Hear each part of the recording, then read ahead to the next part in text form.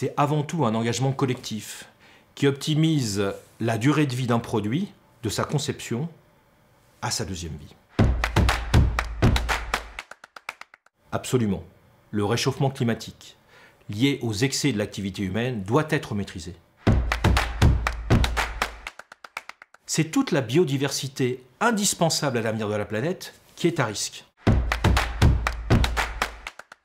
Absolument, la Suisse et les Suisses sont très impliqués dans la protection de l'environnement, dans le recyclage, ceci depuis le début des années 80. Et ces valeurs environnementales, ces valeurs liées au recyclage font partie intégrante du système d'éducation suisse et de la culture suisse. Nespresso Suisse a su développer un procédé tout à fait innovant il y a plus de 30 ans pour séparer l'aluminium du marc de café et ainsi réutiliser l'un et l'autre dans une seconde vie.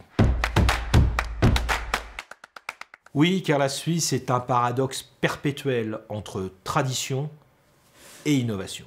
C'est d'ailleurs dans notre dernière campagne de communication intensément suisse que nous mettons en valeur ces fondamentaux suisses qui nous inspirent chaque jour. Mais nous sommes déjà sur le bon chemin en Suisse. Par exemple, Nespresso Suisse, c'est quasiment 70% de taux de recyclage. C'est aussi une association durable avec Swiss Triple Impact.